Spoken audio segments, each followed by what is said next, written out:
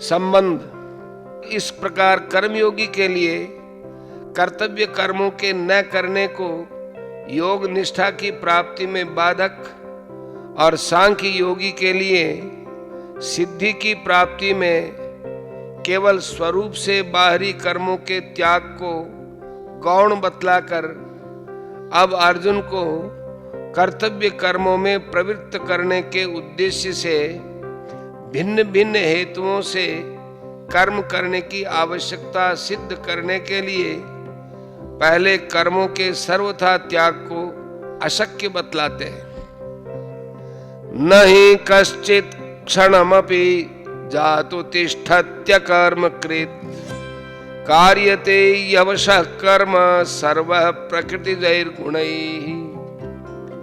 निस्संदेह कोई भी मनुष्य किसी भी काल में क्षण मात्र भी बिना कर्म किए नहीं रहता, क्योंकि सारा मनुष्य समुदाय प्रकृति जनित गुणों द्वारा परवश हुआ कर्म करने के लिए बाध्य किया जाता है। प्रश्न, कोई भी मनुष्य किसी भी काल में क्षण मात्र भी बिना कर्म किए नहीं रहता, इस वाक्य का क्या भाव है? उत्तर, इससे भगवान ने ये भाव दिखलाया है कि उठना बैठना खाना पीना सोना जगना सोचना मनन करना स्वप्न देखना ध्यान करना और समाधिस्थ होना ये सब के सब कर्म के अंतर्गत है। इसलिए जब तक शरीर रहता है तब तक मनुष्य अपनी प्रकृति के अनुसार कुछ न कुछ कर्म करता ही रहता है। कोई भी मनुष्य क्षण भर भी कभी स्वरूप से कर्मों का त्याग नहीं कर सकता।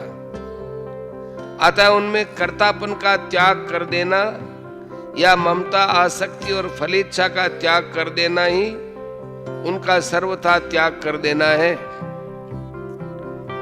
प्रश्न, यहाँ कश्चित पद में गुणातीत ज्ञानी पुरुष भी सम्मिलित है या नहीं? उत्तर, गुणातीत ज्ञानी पुरुष का गुणों से या उनके कार्य से कुछ भी संबंध नहीं रहता, अतः वह गुणों के वश में होकर कर्म करता है यह कहना नहीं बन सकता। इसलिए गुणातीत ज्ञानी पुरुष कश्चित पद के अंतर्गत नहीं आता। तथापि मन बुद्धि और इंद्रिय आदि का संघात रूप जो उसका शरीर लोगों की दृष्टि में वर्तमान है उसके द्वारा उसके और लोगों के प्रारब्धानुसार नाम मात्र के कर्म तो होते ही हैं, किंतु कर्तापन का अभाव होने के कारण वे कर्म वास्तव में कर्म नहीं है। हाँ, उसके मन बुद्धि और इंद्रिय आदि के संघातकों को कश्चित के अंतर्गत मान लेने में कोई आपत्ति नहीं है, क्योंकि वह गुणों का कार्य होने से गुणों से अतीत नहीं है, बल्कि उस शरीर से सर्वथा अतीत हो जाना ही ज्ञानी का गुणातीत हो जाना है। प्रश्न, सर्वः पद किसका वाचक है और उसका गुणों के वश में होकर कर्म करने के लिए बाध्य होना क्या है?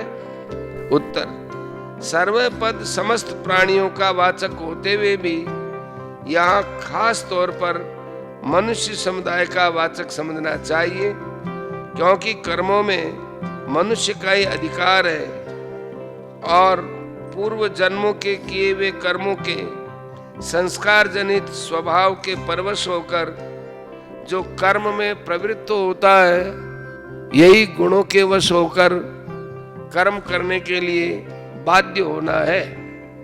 प्रश्न, गुण ही पद के साथ प्रकृतिजयी विशेषण देने का क्या अभिप्राय है?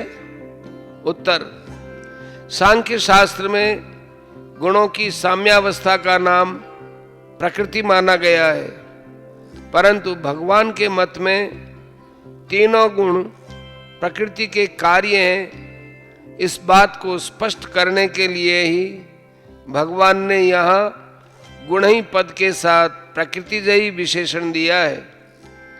इसी तरह कहीं प्रकृति संभवान, कहीं प्रकृति जान, कहीं प्रकृति संभवा और कहीं प्रकृति जयी विशेषण देकर अन्यत्र भी जगह जगह गुणों को प्रकृति का कार्य बतलाया है।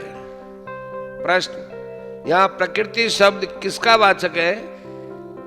उत्तर, समस्त गुणों और विकारों के समुदाय रूप इस जड़ दृश्य जगत की कारणभूता जो भगवान की अनादि सिद्ध मूल प्रकृति है, जिसको अव्यक्त, अव्याकृत और महत ब्रह्म भी कहते हैं, उसी का वाचक यहाँ प्रकृति शब्द है। संबंध, पूर्व श्लोक में यह बात कही गई कि कोई भी मनुष्य क्षण मात्र भी कर्म किए बिना नहीं रहता। इस पर यह शंका होती है कि इंद्रियों की क्रियाओं को हठ से रोककर भी मनुष्य कर्मों का त्याग तो कर सकता है, अतः ऊपर से इंद्रियों की क्रियाओं का त्याग कर देना कर्मों का त्याग नहीं है, ये भाव दिखलाने के लिए भगवान कहते हैं, कर्मे इंद्रियाणि संयम्य ये आस्ते मनसा स्मरन् इंद्रियार्थान विमूढ़ात्मा मिथ्याचारः स उच्यते। जो मूढ़ बुद्धि मनुष्य समस्त इंद्रियों को हठपूर्वक ऊपर से रोककर मन से उन इंद्रियों के विषयों का चिंतन करता रहता है, वह मिथ्याचारी अर्थात दंभी कहा जाता है। प्रश्न, यह कर्मेंद्रियाणि पद किन इंद्रियों का वाचक है और उनका हठपूर्वक रोकना क्या है?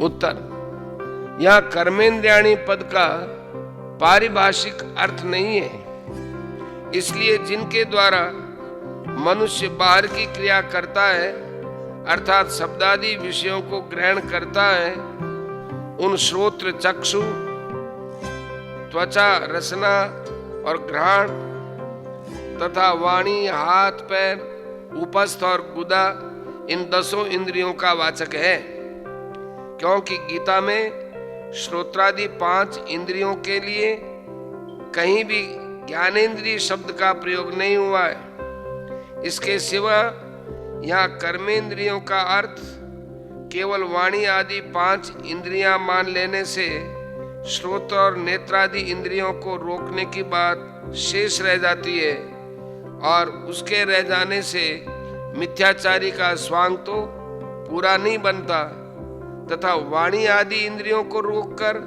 श्रोत्रादि इंद्रियों के द्वारा ये वह क्या करता है, यह बात भी यहाँ बतलानी आवश्यक हो जाती है।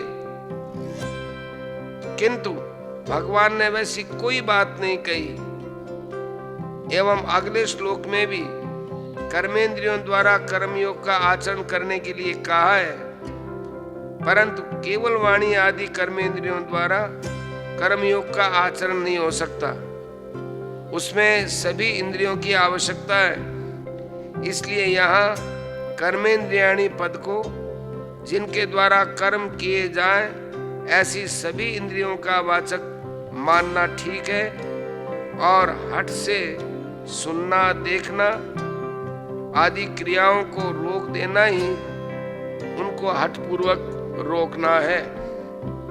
प्रश्न, यदि कोई साधक भगवान का ध्यान करने के लिए या इंद्रियों को वश में करने के लिए हठ से इंद्रियों को विषयों से रोकने की चेष्टा करता है और उस समय उसका मन वश में न होने के कारण उसके द्वारा विषयों का चिंतन होता है, तो क्या वह भी मिथ्याचारी है? उत्तर, वह मिथ्याचारी नहीं है, वह तो साधक है, क्योंकि मिथ्याचारी की भांति मन से विषयों का चिंतन करना उसका उद्देश्य नहीं है।